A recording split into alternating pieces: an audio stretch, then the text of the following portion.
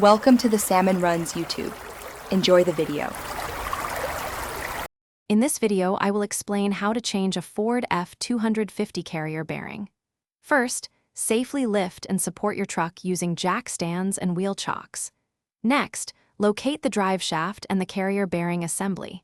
You will need a good set of wrenches and sockets, along with a torque wrench for reassembly. Always prioritize safety when working under your vehicle. Once your truck is secure, mark the drive shaft and differential flange to ensure proper alignment during reinstallation. This step is crucial for preventing vibrations.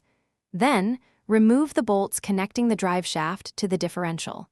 Support the drive shaft as you carefully slide it out of the transmission, being mindful of any fluid leaks. With the drive shaft removed, you can now access the old carrier bearing. You might need a press or a puller to remove it. Clean the drive shaft thoroughly, ensuring no debris remains. Carefully press the new carrier bearing onto the drive shaft, making sure it is seated correctly and facing the right direction. This step is vital for smooth operation.